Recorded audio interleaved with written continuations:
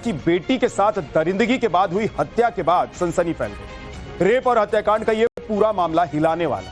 आरोपी घर में काम करने वाला पुराना नौकर निकला, जिसे पुलिस ने गिरफ्तार भी कर लिया। पुलिस आरोपी राहुल से पूछताछ कर रही है, जिसमें ऑनलाइन गेमिंग और नशे की लत के साथ ही और भी कई चौंकाने वाले खुलासे हैं। इस हत्याकांड के बाद दिल्ली की सुरक्षा व्यवस्था पर भी सवाल उठ रहे हैं। स्पेशल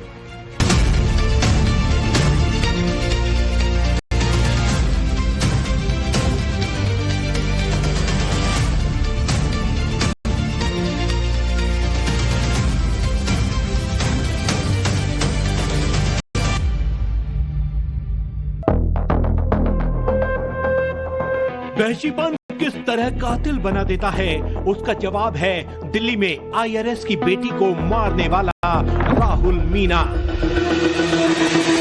ऑनलाइन गेमिंग की लत किस कदर लुटेरा बना देती है, उसे दिल्ली के द्वारका से गिरफ्तार इस आरोपी ने सही साबित कर दिया। लड़कियों की जिंदगी से खिलवाड़ करने के लिए कर्ज लेने की आदत भी इसकी कुंडली पर भारी पड़ गई। बुधवार को आईआरएस अफसर की बेटी का मर्डर करने वाले राहुल मीणा पर अब जो खुलासे हुए हैं वो न सिर्फ सन्न कर देने वाले हैं, बल्कि घिन आती है इसकी सोच पर। कैसे लोग जल्लाद बनकर हैवानियत की हदों को पार कर जाते हैं। खुलासे के मुताबिक आरोपी राहुल ने 21 अप्रैल को अलवर में शादीशुदा महिला का रेप किया था। उसे दांतों से बुरी तरह काटा और जान से मारने की धमकी देते हुए दिल्ली आ पहुंचा। फिर 22 अप्रैल को आईआरएस की बेटी के साथ भी इसी तरह की घिनौनी वारदात को अंजाम दिया और 2.5 लाख रुपए लेकर फरार हो गया। पूछताछ के दौरान आरोपी ने ये कबूल किया है कि कर्ज चुकाने की खातिर उसने ये कदम उठाया, इसलिए उसे चोरी के लिए किसी भी तरह का पछतावा नहीं। हालांकि पीड़िता की हत्या नहीं करनी चाहिए थी, ऐसा दावा उसने पुलिस टीम के सामने किया है। मुझे जानकारी में पता लगा कि ये ऑनलाइन गेम्स खेलता था और बहुत सारे जो आसपास के सर्वेंट्स हैं या जो घरों में काम करने वाला स्टाफ है, उन लोगों से ये उधार लेता था और फिर पैसे वापस नहीं करता था। तो इस बात की जब जानकारी हमारे जो आज के केस में जो हमारे कंप्लेनेंट हैं आईआरएस ऑफिसर, उनको पता चली तो उन्होंने अपने स्टाफ को बोला कि यार ये लड़का ठीक नहीं है, इसको निकाल देना चाहिए। तो इसको करीबन 1.5 महीना पहले निकाल दिया गया था।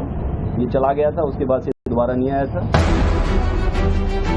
दावा तो ये भी किया जा रहा है कि आरोपी राहुल मीणा ऑनलाइन गेमिंग में कई बार रुपये हार चुका था, जिसकी जानकारी उसने अपने घर वालों को भी दे रखी थी। लेकिन कैसे लौटाना है, इसका कोई कॉन्क्रीट तरीका उसके पास नहीं था, इसलिए एक ऐसे रास्ते पर चल पड़ा जहां जुर्म और दरिंदगी के सिवाय कोई ऑप्शन नहीं था। खुलासा हुआ है कि वो जब भी ऑनलाइन गेमिंग में रुपये जीत जाता तो लड़कियों से मिलता था और फिर पैसा चुकाकर उनके साथ अवैध संबंध बनाता था।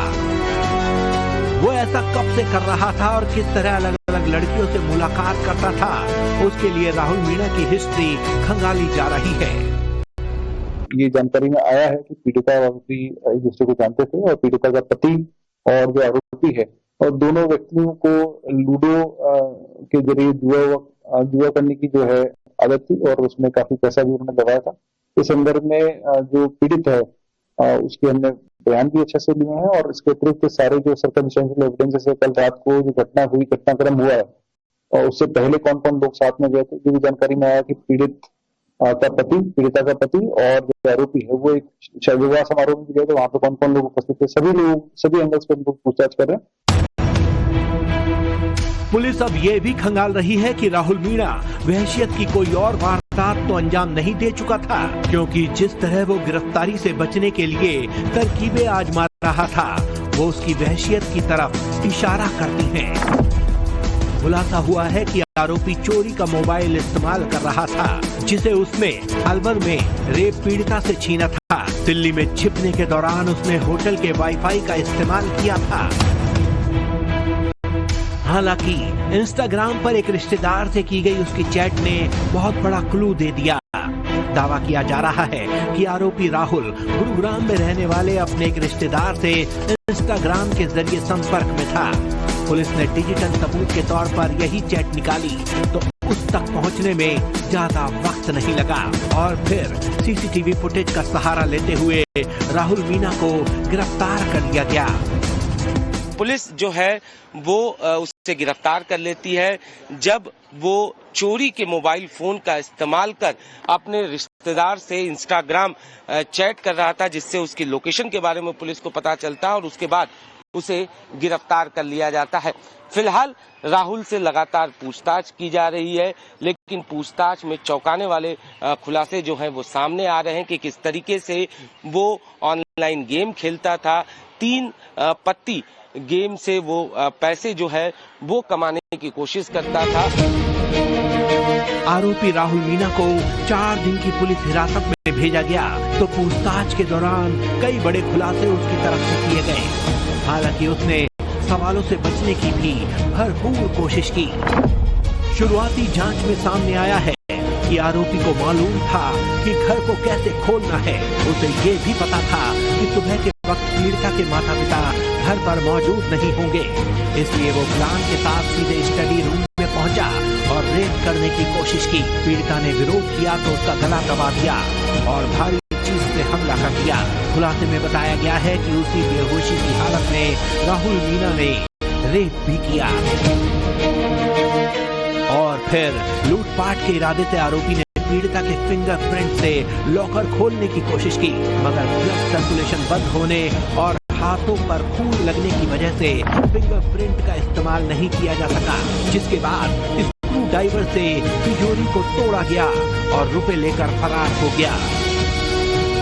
बताया जा रहा है कि जब माता पिता जिम के लिए जाते हैं, क्योंकि वो पहले से भली भांति वाकिफ था, करीब यहाँ 7-8 महीने तक काम कर चुका था और यही वजह थी कि उसे ये पता था कि सुबह के वक्त कब घर में कौन रहता है और कौन नहीं रहता है। इसी का फायदा वो उठाता है और जब IRS अधिकारी अपनी पत्नी के साथ घर से जिम के लिए जाते हैं, उस दौरान वो घर के अंदर दाखिल होता है और ठीक 3rd फ्लोर के ऊपर रूफ पर एक स्टडी रूम बना हुआ है, जहां पर जो मृतका थी वो पढ़ाई कर रही थी। चूंकि UPSC की वो तैयारी कर रही थी, लिहाजा माता पिता जिम जाने से पहले उसे उठाकर पढ़ने के लिए कहते हैं और जब वो उसी रूम में बैठकर पढ़ाई कर रही थी, उसी दौरान कातिल राहुल जो है वो वहां पहुंचता है और उसके बाद पीड़िता के साथ दुष्कर्म करने की कोशिश करता है। जो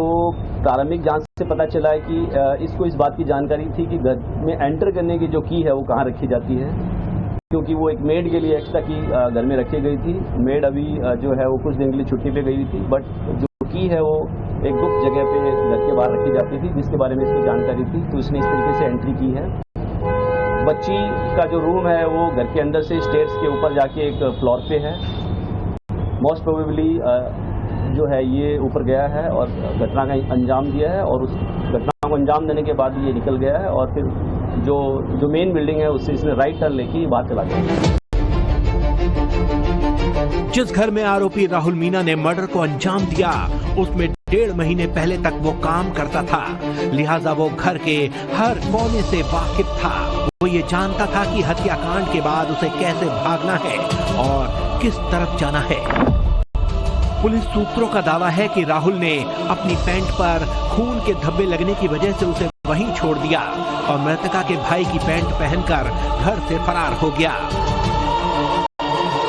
क्या उसकी फरारी में किसी ने मदद की या फिर कहीं और भागने की फिराक में था? इस सवाल का जवाब भी जांच के जरिए तलाशा जा रहा है। बताया जा रहा है कि उसकी पैंट में चूंकि खून लग गए थे, जिसकी वजह से वो पैंट अपना चेंज करता है, जो मृतका है उसके भाई का पैंट पहनता है और इसके अलावा घर में रखा हुआ चप्पल पहनता है और उसके बाद ठीक इसी जगह से, ठीक यहाँ से इस गेट से निकलता हुआ वो यहाँ से इस रास्ते से होता हुआ फरार हो जाता है। पुलिस आरोपी से अलग अलग एंगल से पूछताछ कर रही है, साथ ही उसके दोस्तों पर भी शिकंजा कसा जा रहा है। दिल्ली पुलिस ने अलवर में हुए रेप मामले में आरोपी के 6 करीबियों को बुधवार के दिन हिरासत में लिया था।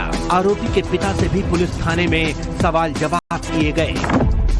खुलासा ये भी हुआ है कि ऑनलाइन गेम की खातिर वो अपनी मार्कशीट, मोबाइल फोन और बाइक समेत घर के सामान भी दांव पर लगा देता था। इनके बदले में लिए गए पैसों से वो ऑनलाइन जुआ खेलता था। कई लोगों से भी उसने रुपए उधार ले रखे थे। दिल्ली में नौकरी करने के दौरान भी उसका यही रवैया जारी रहा। लेकिन गेमिंग की इस लत की वजह से वो चोरी करने लगा और फिर रेप जैसी घिनौनी वारदात को भी अंजाम देगा। ये किसी के लिए भी अचरज भरा था। हम ये कह रहे हैं अपराध करने वाला चाहे घर के अंदर है, चाहे गली मोहल्लों में सड़क पर है, चाहे बाजारों में है, वो अपराधी है और उसकी हिम्मत क्यों हो रही है? उसको एक भरोसा हो चुका है कि मैं कुछ भी करूंगा और बचकर मैं निकल जाऊंगा, मेरा कोई कुछ बिगाड़ नहीं सकता। ये जो अपराधियों में एक सोच बन रही है, यही इस अपराध को अंजाम देने का एक सबसे बड़ा जो है जरिया बना हुआ है। जिसे कभी घर के कोने कोने में रहने की छूट मिली हो, अगर वही चोरी की खातिर असमत लूटने लगे तो दिल कांप जाता है। भरोसा नहीं होता, कभी घर में काम करने वाला भी कातिल बन सकता है। दिल्ली में IRS अधिकारी की बेटी को मारने वाला राहुल मीणा सिर्फ आरोपी भर नहीं, बल्कि वो शैतान है जिसकी उम्र भले ही कम हो, मगर करतूत बेहुदा और वहश से भरी है, जिसके लिए उसकी जगह सलाखों से बेहतर कुछ और नहीं हो सकती। दिल्ली से अनुज मिश्रा के साथ ब्यूरो रिपोर्ट, टाइम्स नाउ, नव भारत।